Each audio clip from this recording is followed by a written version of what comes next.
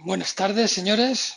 Vamos a empezar porque hemos esperado un ratito, pero no se va a conectar nadie más hasta ahora. Y bueno, voy a tratar de daros unas pinceladas de cómo se comunican las entidades financieras. Como los antecesores que hemos tenido y hemos hecho las charlas anteriormente, pues bueno, me voy a presentar. Me llamo Víctor Manuel Trujillo. Y bueno, en este momento estoy liderando un proyecto en una entidad financiera como mantenimiento de nivel uno y bueno, cogido, puesto una imagen acorde conmigo, aunque creo que esta se parece poco, creo que esta es mucho mejor, ¿vale? Y bueno, pues simplemente pues ahí tenéis el correo de panel y bueno, mi página de LinkedIn, pues si queréis ver qué cosas hago y cómo me voy moviendo, ¿vale? Vamos a empezar. Bueno, posiblemente algunas personas hayan pensado que vamos a hablar de Swift, que es el entorno de desarrollo para Mac. Lamento deciros que no, que el Swift del que vamos a hablar tiene que ver con el tema de entidades financieras, bancos y todo lo que les rodea.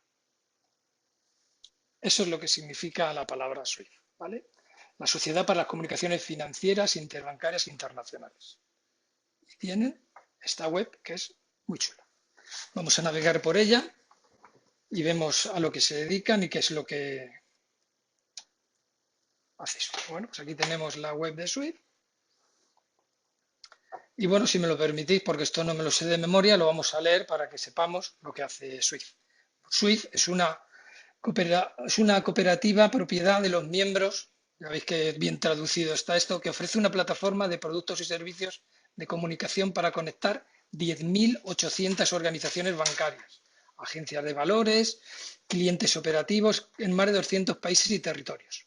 Swift facilita a sus usuarios el intercambio de información financiera de una forma automatizada y estandarizada, con total seguridad y fiabilidad, la cual recorta gastos, reduce riesgos operativos y elimina las ineficiencias operativas. Además de esto, también reúne la comunicación financiera para potenciar la colaboración en la adaptación de la práctica del mercado y de definición de las normas y debate de problemas de interés común. ¿Todo este rollito qué significa? Viene a decirnos que un montón de gente llegó un momento que dijo, vamos a reunirnos para intentar establecer una plataforma y un protocolo para comunicarnos entre nosotros de manera segura y de manera eficiente. ¿Existen más plataformas como esta en el mundo? Pues sí. En España tenemos una, voy a citarla para no enrollarme mucho, que es Iberpay, que se dedica exactamente a lo mismo, solo a nivel nacional. Y es también una plataforma que la conforman entidades solo españolas para establecer este tipo de comunicación entre bancos y entidades financieras. ¿Vale? Pues vamos a continuar. La estructura que tiene Swift o la plataforma en la que está basada se llama FinService, ¿vale?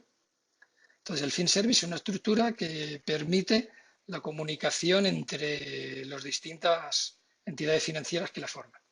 Esta es la más básica, que tenemos un emisor, un receptor y el envío del mensaje, ¿vale? Esta comunicación la llaman FinService T, en la cual han metido un intermediario, que es el Service Administrator, este que está aquí, ¿vale? Este tipo de comunicación no corta el mensaje, pero permite al servicio administrador incluir notas, incluir datos, incluir aspectos tanto en el mensaje que envía el sender como el que se va a enviar al receptor, al receiver. ¿De acuerdo? Otro modo de comunicación que existe es el FinService Y, ¿vale? Esta y la única diferencia que tiene con el anterior es que sí interviene en el mensaje. Es decir, antes de enviar la comunicación entre el emisor, y el receptor, requiere de una autorización, o bien aceptando la operación o bien rechazándola.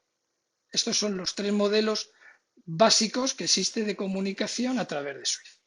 El sencillo y simple, un emisor y un receptor, el FinService con el mensaje interno se envía, una comunicación T, donde hay un administrador o un intermediario, como lo queramos llamar, que es capaz de controlar los mensajes de envío y de recepción sin pararlos, y el tipo de mensaje Y, donde el mensaje sí es intervenido por el administrador y hasta que reciba una autorización o una denegación del mismo, no viaja hacia el emisor, ¿vale?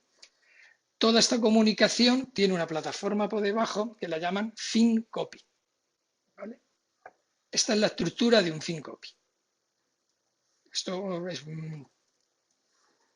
Esta estructura que tiene el FinCopy es para todos los mensajes de Swift, ¿de acuerdo? Este modelo es un modelo de texto. Detrás no hay ni XML ni hay ningún tipo de fichero extraño. Modo texto. Ahora os enseñaré un modelo. Vamos a empezar con lo que es la cabecera el bloque de cabecera, ¿vale? Este es el más importante de todos los componentes que tiene el mensaje. En todos los mensajes Swift siempre hay un bloque 1, siempre. Sea de la naturaleza que sea, este primer bloque debe de ir, ¿vale? Está formado por 6 apartados, donde la primera parte es un identificador, que siempre es 1, ¿vale? Luego tiene un identificador de aplicación en que nos indica qué tipo de servicio se está utilizando. En este caso es el fin service, que es lo que hemos estado comentando antes, ¿vale? Y pone una F, ¿vale? El identificador del servicio, que sirve también para indicar el tipo de servicio que es, 01, que también indica que es fin service, ¿de acuerdo? Luego tiene el LT identificador, que si veis el numerito que aparece aquí, es un IBAN, perdonar, es un BIC de los que se generan ahora, que es un código de 12 posiciones. ¿De acuerdo? La session number, que es un número que se va poniendo automáticamente cada vez que se gestiona y se genera un mensaje nuevo. Y un número de secuencia, igual que también es un número secuencial, que se va generando de forma automática al generar el mensaje. ¿De acuerdo? El mensaje de aplicación o la parte del bloque de aplicación. Este mensaje puede ser opcional. Dependiendo de la naturaleza del mensaje Swift, aparece o no aparece. ¿De acuerdo? Aquí tenemos 7 apartados. Como siempre, un identificador de bloque, siempre es 2, ¿vale?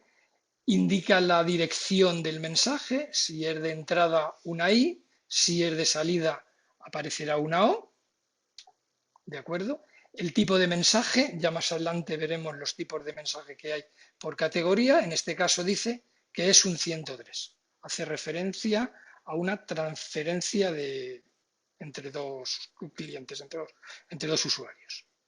Volvemos a tener un bit, que es la dirección del receptor, un código de 12 posiciones, la prioridad del mensaje, U de urgente, S sería para sistema y M para normal.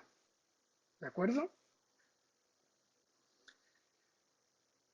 El campo del delivery monitoring para indicar la prioridad del mensaje, 3, y el último apartado, el obsolescence periodo, que indica la vigencia del mensaje. Hay 2 datos, 3, que habla de 15 minutos para mensajes normales, y un 0,20 para mensajes urgentes. Es para 100 minutos. ¿Vale? La parte donde se define el usuario de que ha generado la operación, igual el bloque identificador, como el anterior caso siempre es 3, y luego aparecen estos 2 campos. La prioridad, que le indica el emisor, en esta X se puede poner normal, urgente, que siempre va con la clave 113, y la referencia del mensaje del cliente. Esto es un texto libre, con lo cual se puede poner lo que quiera y tiene la longitud que se quiera tener. Este bloque, como el anterior, también es opcional. ¿Vale? El bloque 4, este es en sí donde se define la operación. ¿Vale? Entonces tiene todo este número, un montón de campitos, que hay muchísimos, siempre llevan este mismo formato y es muy importante que se mantenga esta estructura. Es decir, después del 4 debe haber un retorno de carro, después del código que aparezca aquí, en este caso es el 20, debe de haber un retorno de carro, después del 32 al final debe de haber un retorno de carro. Si este mensaje no se conforma, este bloque no se conforma de esta manera, el mensaje no sería válido. ¿De acuerdo? Y este también es opcional. Y al final tenemos el bloque 5, que es un bloque de control, donde aparecen estos dos campos de control para indicar el mensaje. Os voy a enseñar uno.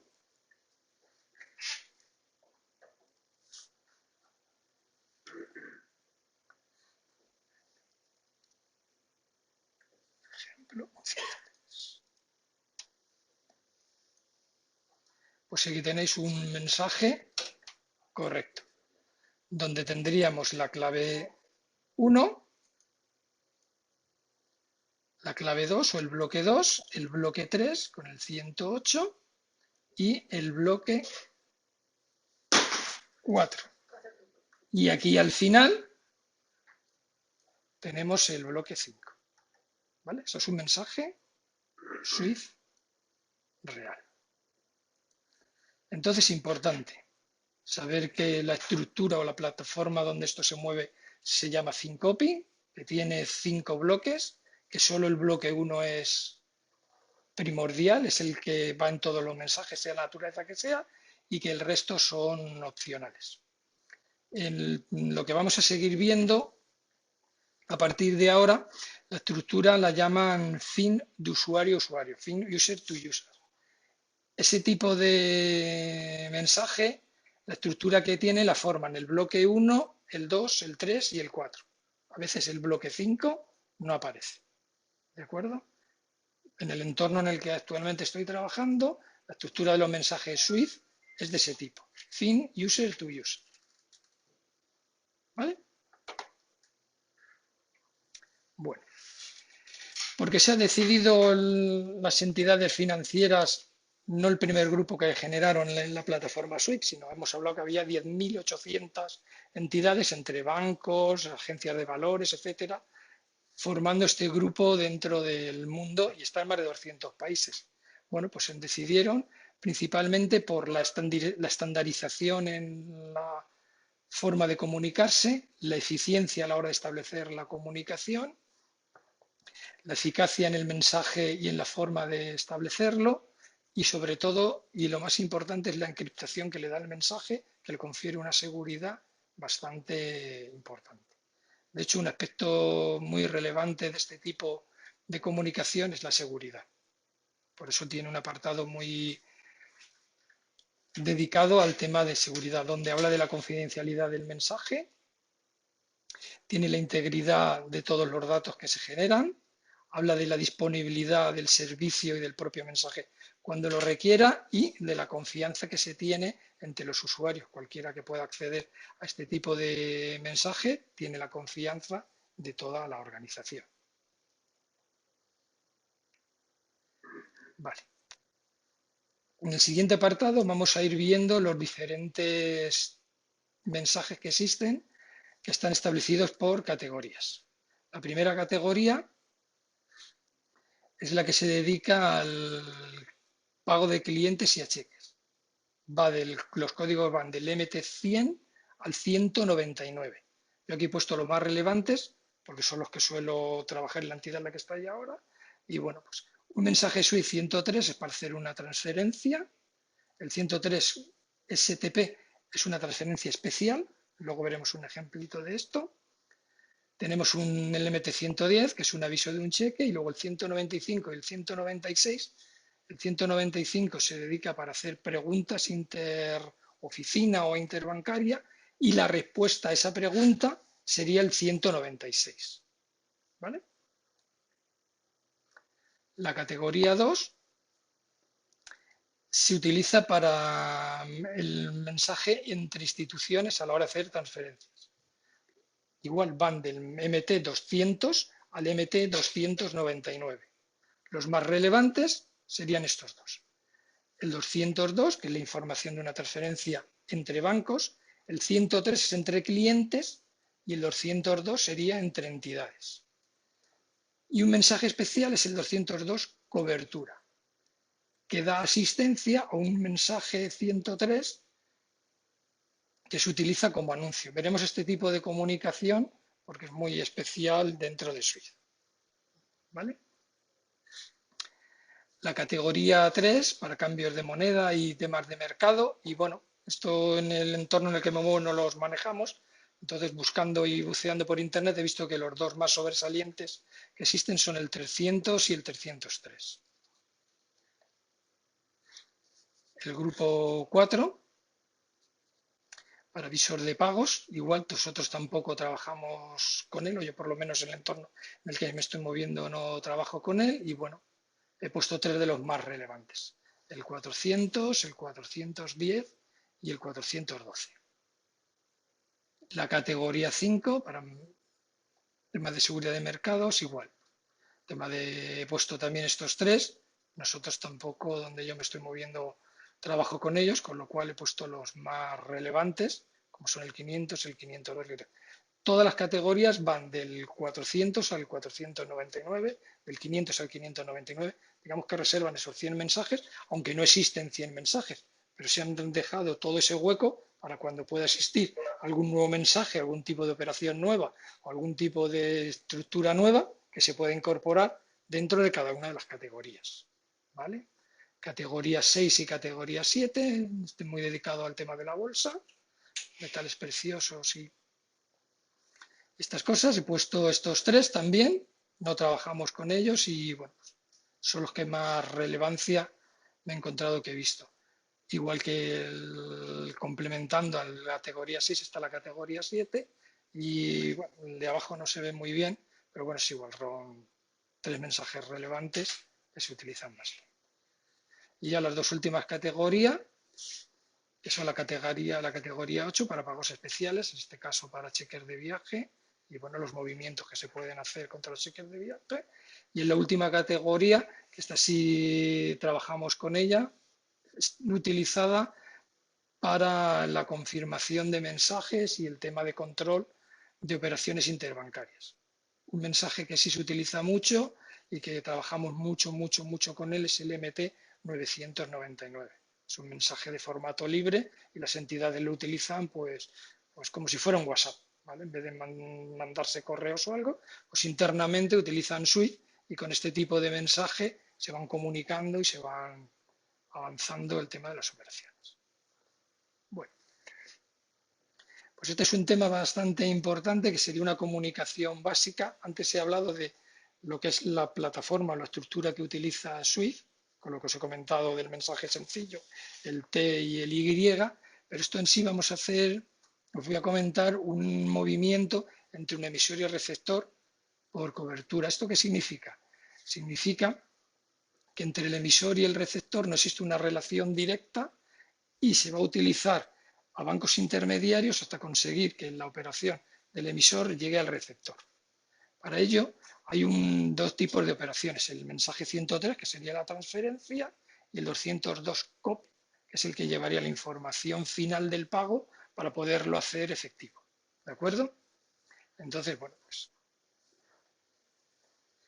un emisor, una persona, va a su banco, genera la transferencia y el banco envía un mensaje de anuncio al banco receptor. ¿De acuerdo? El banco emisor completa la operación a través de su corresponsal. Este banco corresponsal tiene información relativa del corresponsal del receptor y le envía el mensaje para completar el pago con el banco receptor y este a su vez con el cliente. ¿De acuerdo? Para hacer todo este tipo de comunicaciones, dentro de la estructura Swift existen dos conceptos. Existe una cosa que se llama SwiftNet Cuntepar y unas tablas SSY. tanto el SwiftNet Counterpart como las tablas SSI se define a nivel de entidad. A través del BIC del banco somos capaces de indicarle qué entidad tiene relación directa a través de SWIFT. Esa sería la parte del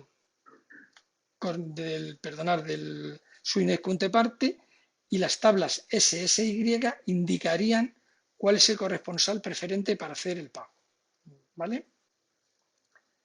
¿Qué ocurriría en este caso? El banco emisor tendría en sus tablas SSY y en su SwiftNet Counterpart qué operación puede emitir con el banco receptor y con su corresponsal. En este caso, como hemos hablado de que le va a enviar un 103 y un 202, en esas tablas tendría el BIC del corresponsal suyo, que es el corresponsal del emisor, y los BIC para enviar al banco receptor. ¿Qué ocurriría en el caso del corresponsal del emisor? Tendría información en esas tablas del BIC correspondiente al corresponsal del receptor y qué tipo de mensaje se puede enviar con ellos. Y así estableceríamos la cadena.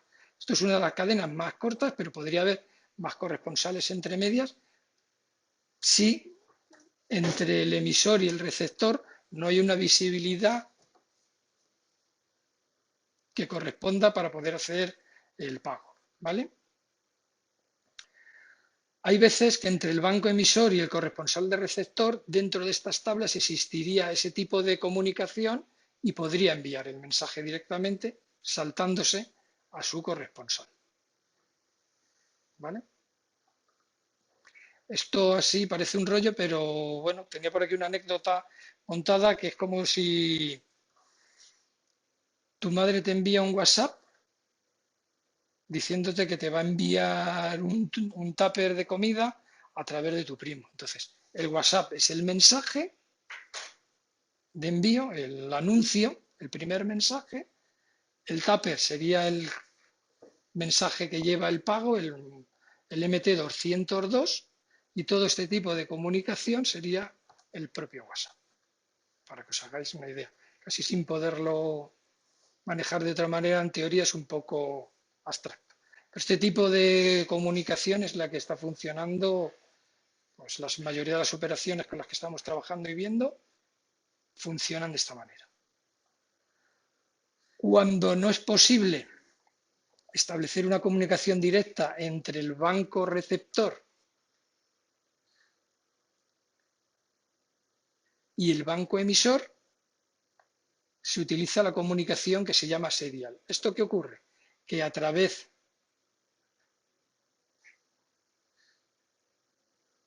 de los corresponsales se envía el pago al banco receptor y de ahí al cliente. En este caso, nuestro banco emisor, como en sus tablas no tiene conocimiento de cuál es el banco receptor, no le queda más remedio que utilizar el camino que tiene establecido en sus tablas para llegar al banco. Sí sabe cuál es el banco receptor, pero no sabe dónde está ni cómo tiene que ir. Entonces utiliza todos los corresponsales que hay entre medias para poderlo enviar. Es decir, él gestiona el pago y le dice, mi banco tiene que enviarle al banco receptor el pago a través de mi corresponsal. ¿Dónde está el banco receptor? No tengo ni idea, pero mi corresponsal ya se enterará y ya buscará cómo hay que hacer llegar el pago. Cuando él llega, quizá tampoco conozca dónde está el banco receptor, pero da igual, a través de las tablas que tiene, de las SwiftNet Counterpart y de las SSI, es capaz de saber dónde está el banco receptor y a través del corresponsal de receptor ir pasando el pago hasta que llegue al final. ¿Vale? ¿Cada banco tiene un mapa de ruta? ¿No? Sí, se puede considerar como un mapa de rutas, eso es. Entonces, de esta manera, como no hay correspondencia directa, porque yo no trabajo directamente con ese banco, he de utilizar a bancos intermediarios que sí tienen conocimiento de cuál va siendo el receptor hasta llegar con la operación al cliente final. ¿Vale? Bueno, pues este es un mensaje típico MT-103. Esto es una transferencia tal cual. Esto es lo que se vería en un aplicativo que se dedicara a manejar este tipo de mensajes. Yo he puesto un ejemplo de la aplicación con la que nosotros trabajamos y bueno, por temas de confidencialidad he tenido que tachar los datos, porque esto es una aplicación, esto es una operación de producción real que existe. ¿Vale? Esto es lo que nosotros vemos. ¿Qué hay detrás de esto? Pues un 103, como os lo he enseñado. Tiene su bloque 1, su bloque 2, su bloque 3 y su bloque 4. ¿Veis? En este caso no necesita bloque 5 porque no necesita ningún tipo de control. Entonces, bueno, pues nos está diciendo el bloque 1, es un mensaje de fin service tipo 1, nos está dando el BIC del emisor. En el bloque 2 nos indica que la operación es de entrada, es un 103, el numerito siguiente, ¿vale? Nos está indicando la dirección del receptor, el BIC, entre los bancos. Para ellos las direcciones que tienen o lo que se conoce son los BIC, el código interbancario, ¿vale? El código 3, ¿ves? Indica que es una operación normal con un control de sesión, que es un numerito que se lo gestiona la aplicación de forma automática. Indica que este 103 es el STP que hemos visto en la categoría 1 al principio, ¿vale?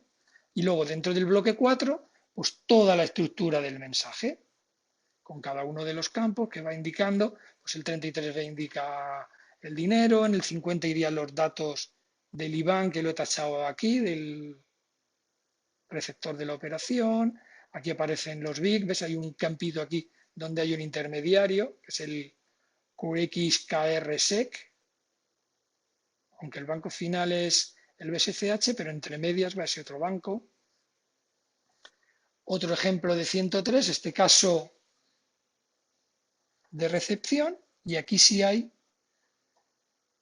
bloque 5 para hacer el chequeo de la operación igual. Bloque 1 indica que el mensaje es fin, service, el bloque 2 donde indica que es de salida, que también es un 103, aquí está el BIC del receptor, el bloque 3 con el campo 108 que hemos dicho que era variable, y luego el bloque 4 donde se monta todo. ¿Vale?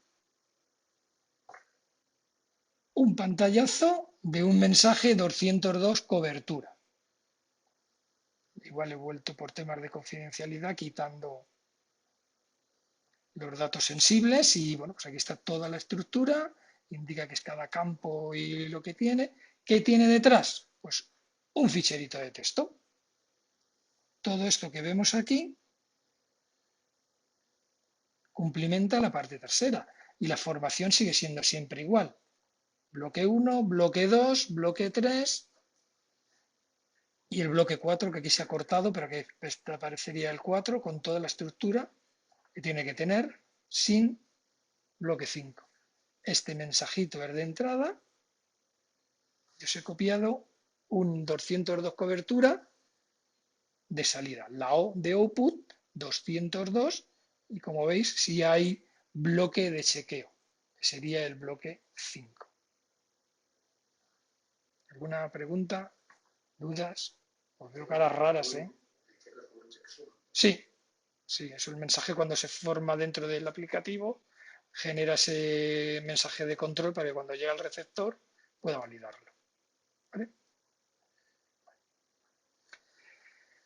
Pues el siguiente paso que quiero mostraros aquí es algo ya más práctico. Vamos a mostrar herramientas para validar todo lo que tenemos que formar, todo lo que tenemos que poner a la hora de formar un mensaje SWIFT correcto. Entonces, bueno, pues el BIC es el código interbancario que define una oficina. Ahora entraré en la URL y lo validaremos. Otra herramienta que tenemos es para buscar BIC válidos de SWIFT de todas las entidades por países. En este caso he pegado un pantallazo de los códigos SWIFT para bancos españoles. ¿De acuerdo? Pero ahora entraremos en la web y nos daremos una vuelta por este sitio. Para validar el IBAN es el código único de una cuenta. Es decir, el BIC identifica la oficina y el IBAN identifica mi cuenta. Cada uno de nosotros que tenemos una cuenta bancaria tenemos un IBAN, que es único. Y para SWIFT es muy importante manejarse con este tipo de códigos para hacer el envío y la recepción de operaciones. Una herramienta muy importante es un validador de mensajes. Si monto un mensaje y lo hago de forma manual, aunque hay herramientas para hacerlo, pero si lo tengo de manera manual, pues tendré que ir a algún sitio para que valide y le pase la normativa y las reglas que se usan para que esté bien formado y bien hecho. Entonces, esto es una web que existe pública y gratuita donde puedes conectarte y validar este tipo de mensajes. Vamos a ir a la web, a probar todo esto. Aquí. Pues esta sería la web para validar BIC. Aquí tengo uno de verdad, no, sin paréntesis.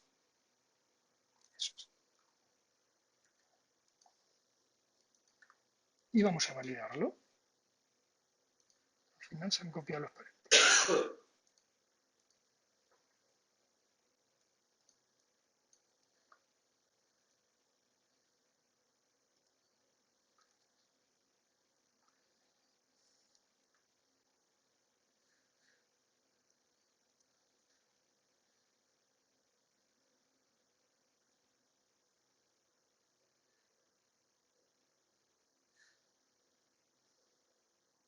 Os ha copiado entero. Ostras. La ley de Murphy.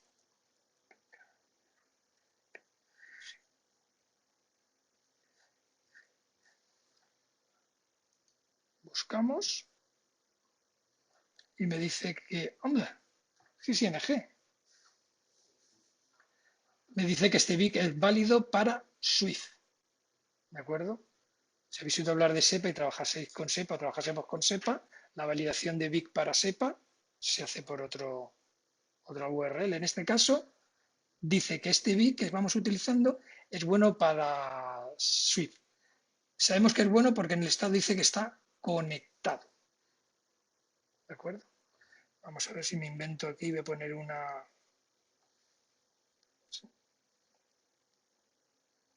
Si cambiamos de país, en Estados Unidos a lo mejor no hay.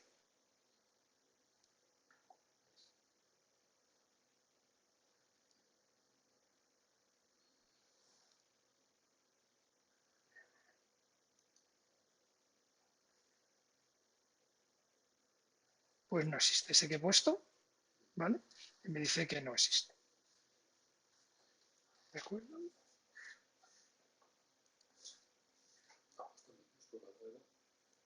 Ahí está.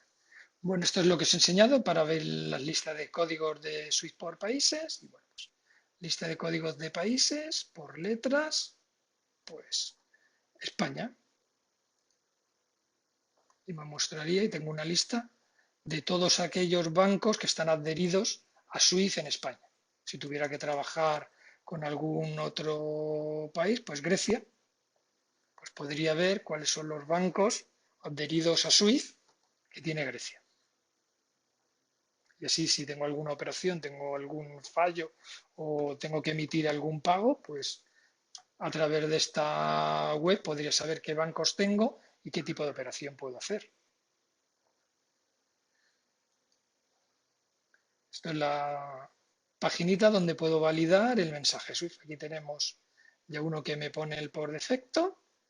Le puedo decir que validar el mensaje. ¡Hombre, qué bien!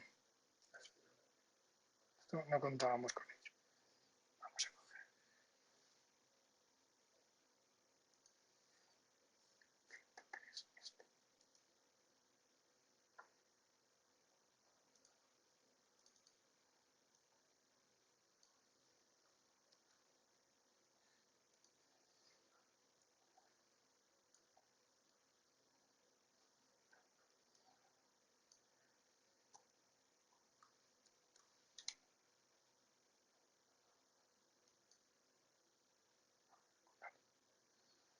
¿Ves? Válido. Y lo bueno es que me muestra todas las reglas. El bloque 1, el bloque 2, el bloque 3, la parte del bloque 4 con sus distintos campos y sus códigos y el bloque 5.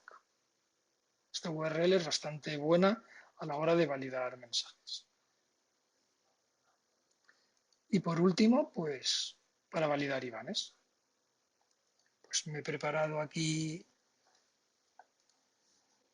uno de España. Empieza por S.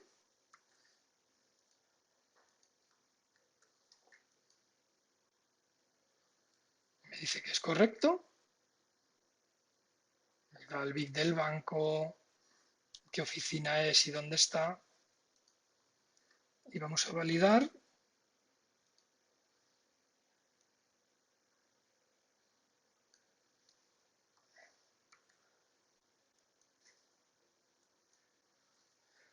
Un IBAN que he cogido de otro país, en este caso de Alemania. Validamos el IBAN y me dice que es correcto. Aquí me da un aviso diciendo que, bueno, que el número de cuenta él no lo es capaz de validarlo, pero bueno, me dice qué banco es.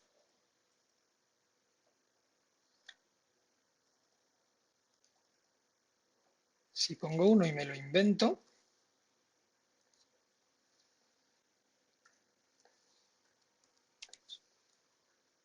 le doy a validar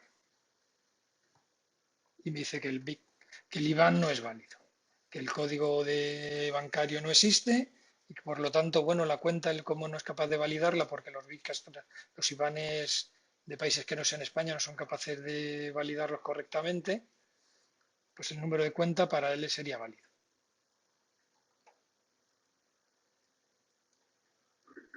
Pues entonces, estas son, digamos, las 4 herramientas que existen más básicas para poder tener una operación generada por Swift más importantes.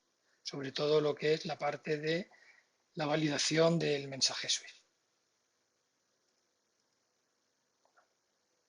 Bueno, la idea que tenía era haber hecho una simulación en algún entorno, pero bueno, al tener que utilizar un PC de panel y no poder utilizar el PC con el que trabajo habitualmente, no he podido conectar ninguna plataforma.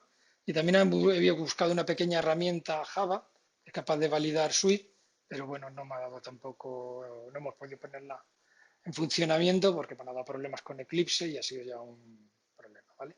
Entonces, bueno, pues la idea que tenía básicamente de contaros eran los mensajes que hemos visto antes, 103 y 202, haberlos metido en la plataforma que tenemos de trabajo y bueno, este sería el mensaje 103 a través de un cliente de FTP, te conectas a un servidor, lo posicionas con una consola de Unix, la arrancas y ejecutas un comando que es capaz de mover ese mensaje para que en la herramienta de donde he copiado el pantallazo anterior se pudiera cargar. Este mismo paso lo hubiéramos seguido con el mensaje 202. Y pues con esto y un bizcocho hemos terminado. ¿Preguntas, Carlos? ¿Tú sabes de esto? ¿Las entidades bancarias cómo se comunican con esto? ¿Enviándose este tipo de fichas? Sí. Vía FTP, Vía FTP, vía MQ, no sé el tipo de comunicación que ellos han establecido, pero bueno, esto tiene una seguridad muy grande, pero ya veis que la complejidad al final es reducida a un pequeño ficherito de texto con un montón de codiguitos, un montón de campos extraños y en algunos casos difíciles de entender, de ahí la seguridad o la encriptación que podría tener esto, pero a través de ese tipo de... la seguridad de las comunicaciones. Claro. Sí, pero bueno, asegurar las comunicaciones es la que tiene cualquier tipo de banco con otro tipo de mensaje. Esta plataforma es muy utilizada a la hora de comunicarse con otras entidades y para enviar operaciones por este tipo de formato que tiene y por esta forma de trabajarlo. Pero la seguridad está en que bueno, en un XML, por ejemplo, sí que puedes ver el campo que es. Eso es. Y aquí, eso es. las especificaciones por ahí, tú ves ahí números y... Exactamente. Por eso no es es. la sencillez de tener un ficherito de texto con la encriptación añadida de que tú esto lo abres y nadie te dice lo que es. Si no tienes exactamente qué es el bloque 1, qué es el bloque 2, qué es el bloque 4, y dentro de los bloques del bloque 4, todo ese tipo de campitos, No sé qué, claro, si no tienes nada de eso, tú eso lo recibes o lo capturas y a ti no te da información ninguna.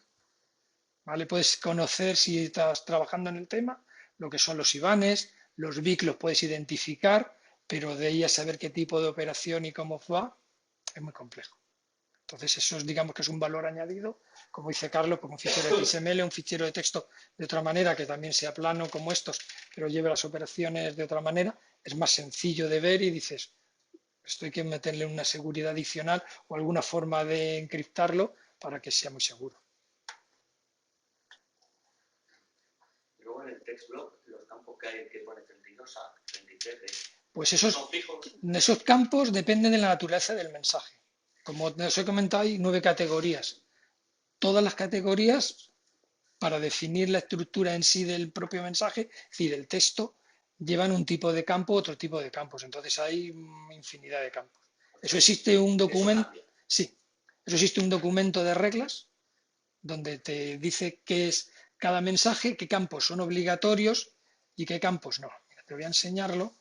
Mira, en el mensaje, si te das cuenta, hay M's y O's al principio, donde pone mandatory y optional.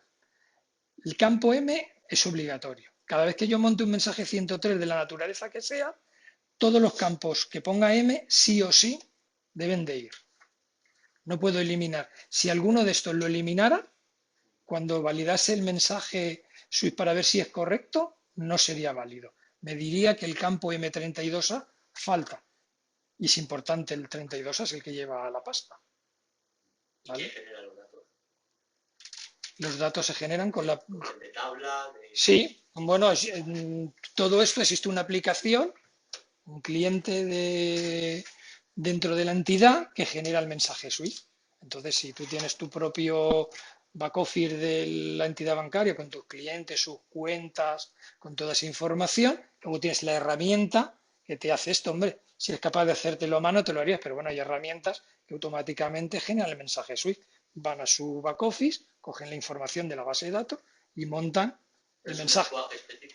No, no existe un lenguaje específico. Es decir, la estructura esta que tienes es el resultado del pantallazo este que ves aquí. Y este pantallazo yo lo he capturado de una herramienta que genera este tipo de mensajes. ¿De acuerdo? O sea, que la herramienta es la que genera los ficheros. Eso es.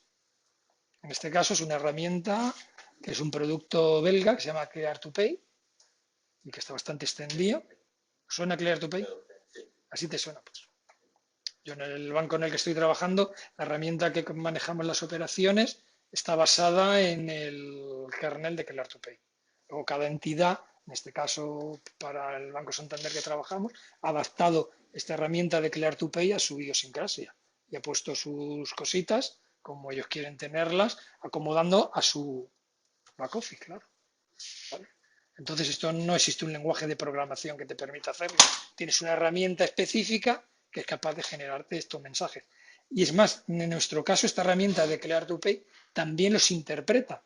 El que me venga de fuera lo lee, lee toda esta estructura y es capaz de colocarlo en los sitios correspondientes para grabarlo en la base de datos y mostrármelo y poderlo mover hacia adelante. Me preguntan, David Vilches, ¿los mensajes van en texto claro por la red o encriptados? Los mensajes viajan encriptados.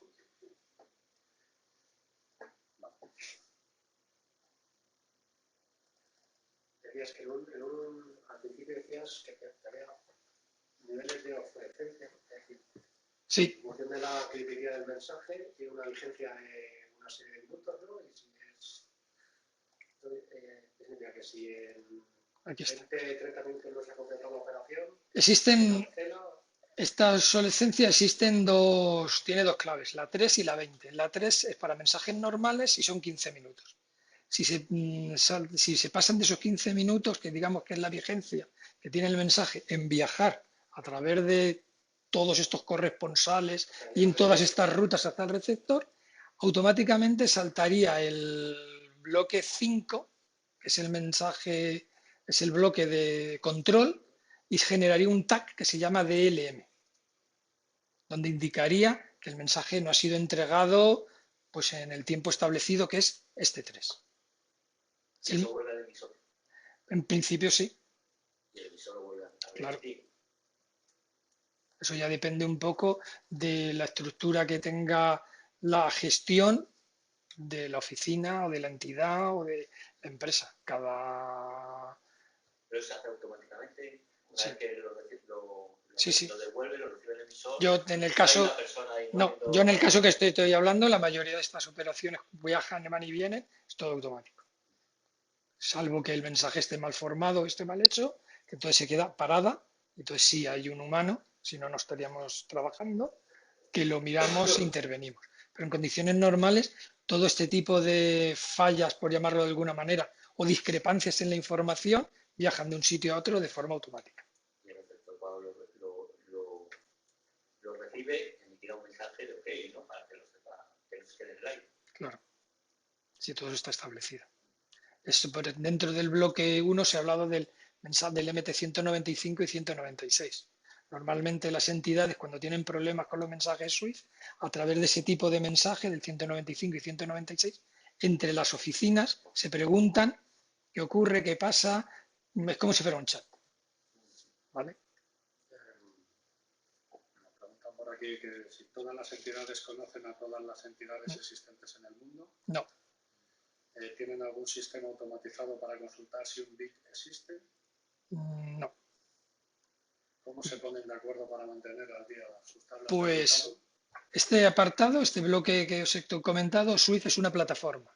La plataforma está en 200 países y tiene 10.800 entidades asociadas. Esas 10.800 entidades pagan un dinero para que SWIFT mantenga una estructura de quienes pertenecen a SWIFT y con quién se puede trabajar. Entonces, si yo me adhiero a SWIFT, pago mi dinero, recibo esas tablas que mantiene SWIFT para conocer con quién puedo trabajar y en qué países puedo trabajar. Pero, por ejemplo, hay bancos, en el caso del cliente para el que yo trabajo, hay bancos de China que no sabe que existen. Ya tiene un banco intermediario, el corresponsal que os comentaba antes, que sí puede tener información o bien de ese banco en China o con quién se tiene que relacionar para que la operación le llegue a ese banco de China. Pero todos con todos no tienen conocimiento sería imposible. No sé cuántas oficinas habrá en el mundo. 3, 4 millones de oficinas. Imagínate tener 3 o 4 millones de BIC. Entonces no se trabaja siempre todos con todos. ¿Os puede ocurrir que desde el inicio hasta el final, cuando decías usuarios, entiendo que son entidades, Sí. Oficinas. La entidad emisora y la entidad... Sí, una oficina que genera la operación y una oficina que recibe la operación. Entre medias haya otros campos de información que no se utilice SWIFT, porque no esté asociada a lo mejor claro. Ese banco Sí, este formato de intercambio. Pero entonces no se podría utilizar este tipo de mensajería. Es decir, este tipo de mensajería es para todas las entidades que estén hasta adheridas y asociadas a SWIFT. Si no estás dentro de SWIFT, esto no lo tienes, lo pierdes. Yo os he contado antes de que, por ejemplo, en España existe Iberpay. Iberpay es lo mismo, pero solo para bancos españoles. Solo. Y hacen lo mismo. Hay un montón de entidades en España que le dan un dinero a Iberpay y dice, ¿con qué bancos podemos trabajar en España que estén dentro de ti? Con toda esta estructura. ¿Qué tipo de comunicación tenemos? Pues en Iberpay existe un tipo de ficheros de una manera y se comunican entre ellos. ¿Qué ocurre? Que, por ejemplo, el banco para el que yo trabajo pues está adherido a SWIFT, a Iberpay, a EBA, que son las cámaras europeas, para poder trabajar pues, con todo el mundo. ¿Vale? Pero habrá cierto tipo de operaciones, sobre todo las internacionales, solo las maneja por SWIFT, porque tiene la garantía y la seguridad de que el banco receptor también entiende SWIFT. Por ejemplo, aquí en España, para trabajar con la Caja de Castilla-La Mancha, pues a lo mejor solo utiliza Iberpay, porque sabe que está adherida a Iberpay y ese tipo de mensajes se envían por ahí. Esto tiene también una doble regla de medirse. El coste de enviar la operación por un sitio o por otro es distinto. Con lo cual, yo como banco estoy también para gestionar y ganar dinero. Con lo cual me pienso muy mucho por dónde envío ciertas operaciones y por dónde dejo de enviarlas. ¿Vale? ¿Cada operación tiene un coste o es...? Pues depende de la prioridad de la operación y del volumen de operaciones. ¿Vale? Se lo lleva a la organización. Eso es. Los que tenga intermediarios te cambia el coste. Claro. Me preguntan también que entonces en las comunicaciones TI, que decías antes, el administrador es Swift. Sí.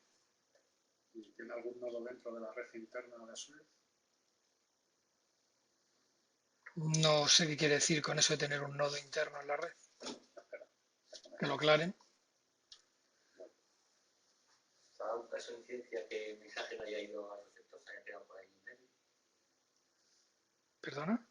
Una incidencia en la que el mensaje Sí. se haya quedado... ¿Que se queden parados? Sí, sí. Eso cómo se gestiona entonces, porque si no llega al receptor y no se emite al emisor de queja... Pero cuando se haya quedado parado será por algún problema y en toda la cadena de movimientos alguien detectará que el mensaje es fallido. Entonces, justo en ese sitio donde se pare, se devuelve al receptor. ¿Vale? Hola David, ¿nos escuchas? ¿Le explicas la pregunta de antes? Cuéntame eso del nodo.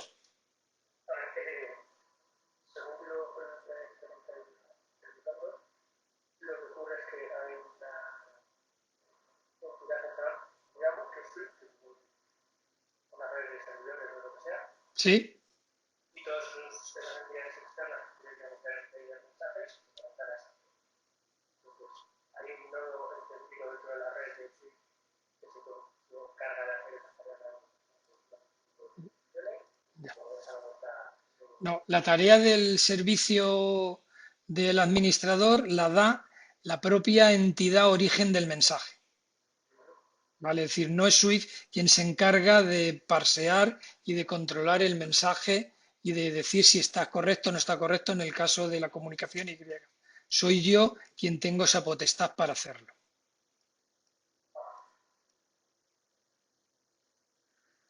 ¿Vale? Hay un servidor o una entidad intermediaria que se aplica al principio, que podría autorizar, ¿no? Hacer intermediario. Sí, eso es lo que ha preguntado David. Sí, pero esto, el servicio administrador no es que esté dentro de Swift, sino todo este tipo de comunicación o esta plataforma la tiene el propio generador del mensaje. Es algo interno que yo tendría. Ese servicio administrador.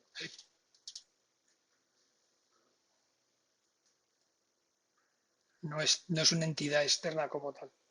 ¿Vale?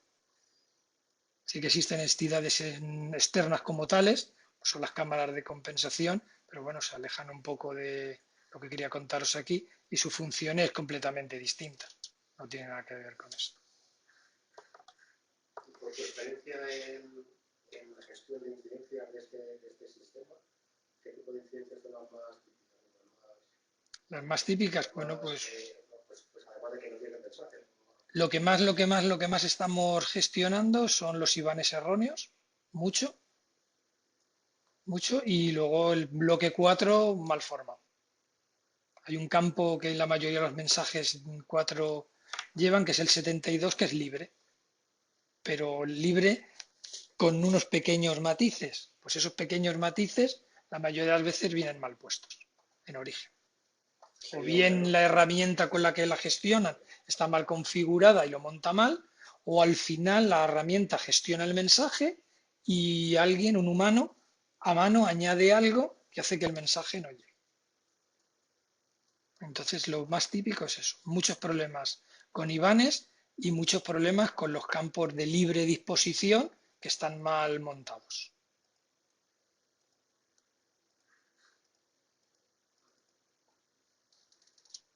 Ese tipo de mensajes que eran 999, que era tipo libre, que era una especie de chat. Sí, pero eso Se utiliza como, sí, se utiliza como chat. en tiempo real. Sí. Nosotros, por ejemplo, Una consola, ¿no? Y esta herramienta que eso es. Nosotros tenemos uno de los mensajes que se recibe por MT9999, que es un mensaje diario de conciliación o de neteo de el volumen que se ha movido en un día por Swift. Entonces, todos los días a cierta hora, entre entidades se envía este mensaje, decirte, hoy por Swift conmigo has movido X operaciones de X dinero. y eso se hace a través de un MT 999. O sea, no existe una comunicación con un informe especial o alguna forma especial. No, se utiliza con un MT 999.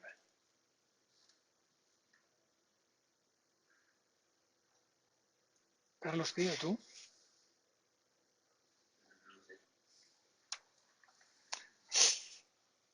Bueno, Y después lo complicado después es saber que ya cada campito lo que tienes que rellenar cuando... sí, bueno, eso existe un documento con 600 no sé cuántas páginas, donde viene exactamente qué mensaje se forma, qué campitos lleva obligatorios, y luego cada campito tiene sus pequeños algoritmos para, dependiendo de lo que pongas y dejes de poner, significa una cosa u otra cosa. Si rellenas uno haces obligatorio otro. Eso es. O sea, luego existe, esto la verdad es que es una pequeña pincelada de, bueno, de lo que yo he estado investigando y lo que he visto más interesante, bueno, pues para entrar un poco en lo que puede ser el mundo Swift. Luego esto no es ni la punta del iceberg, el mundo es súper, súper complejo. De hecho, hay unos documentos por ahí muy gordos y el mayor problema para tener toda esta documentación es que como es de pago, para poder acceder a cualquier servicio y a cualquier documentación que quieras, o te la buscas en internet que alguien la haya puesto, sobre todo la mayoría de los bancos acaban publicando pues lo que tengan de SEPA, lo que tengan de SWIFT y lo ponen público, pero la documentación oficial de SWIFT, si se navega por la web de SWIFT, al final entras en un sitio, member only, member only, member only. Es normal, la gente, hay 10.000 y pico empresas pagando para que alguien le gestione todo esto, se lo mantenga limpito, se lo mantenga acorde y operativo. ¿Cómo le estableces ese documento de 600 páginas? ¿Los formatos de estos que has contado son muy estables en el tiempo? O Sí, sí, no suelen cambiarlo muy a lo menudo. que cambies en ese libro son un drama en el sistema? Sí. Pero no, la estructura del mensaje al final siempre es la misma.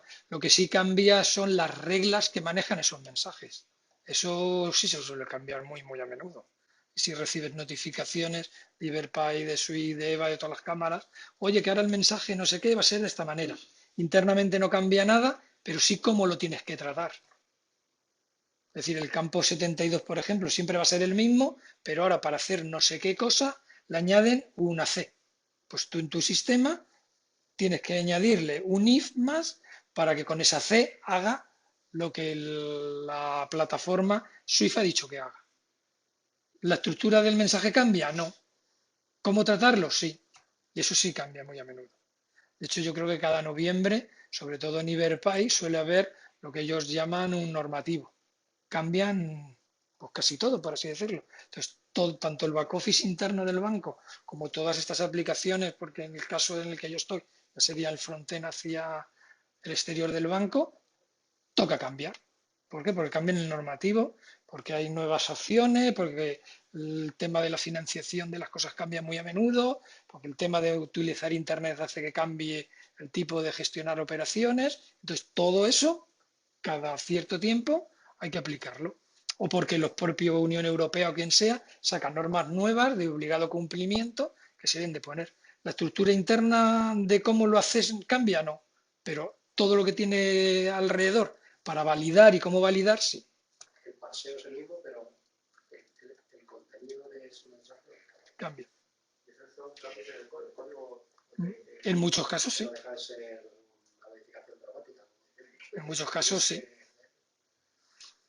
En muchos casos es reescribir código. Dramática y compresión, supongo, que tendrá sus fechas de puesta en marcha. Claro. Los normativos siempre salen en noviembre y tienen que aplicarse en noviembre, sí o sí. Porque a partir de ese momento, si no lo cumples, te multan. Por ejemplo, SEPA. Cuando salió SEPA, pues todo el mundo se volvió loco. Hablo no solo de las entidades financieras, sino de bancos y de todo el mundo que tuviera que utilizar SEPA hasta que lo pudo implementar. Y era de obligado cumplimiento.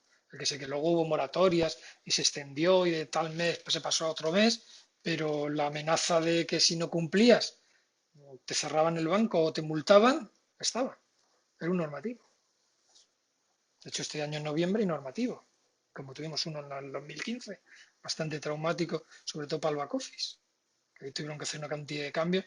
En mi caso, al final es transparente, porque yo vuelvo a recibir los ficheros planos y no tenía que validar nada y no hacer ningún cambio, pero la chicha que iba por dentro sí cambió bastante y yo no tuve impacto ninguno.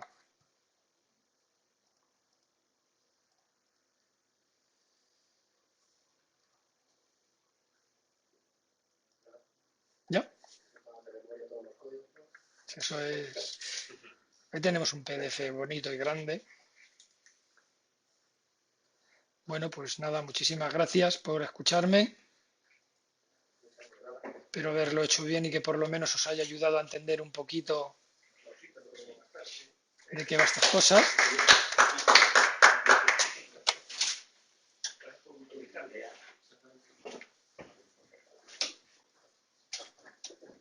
En serio, esto no compensa Hombre, esfuerzo, pero muchas gracias. Siempre.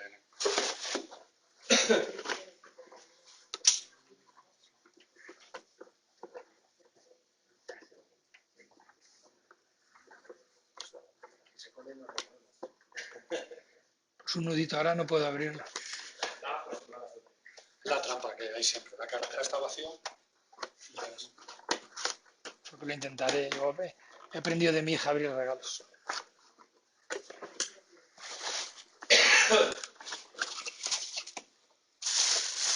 No habrá un truco aquí dentro, ¿no?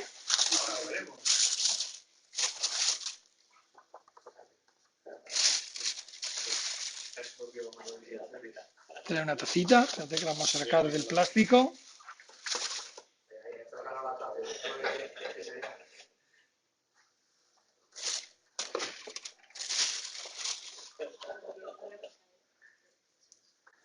Una batería, un cargador.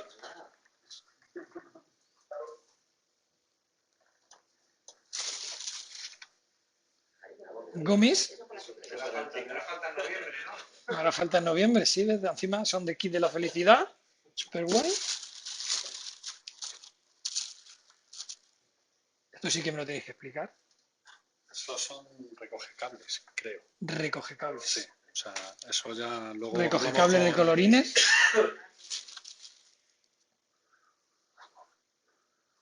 Hombre, esto es para que hagas TDD, porque vayas contando. Guay, guay. Pues esto la pegaré en el portátil. Ya sabes, el próximo Para hacer- noviembre dices esto con TDD no hubiera pasado. Pues muchas gracias.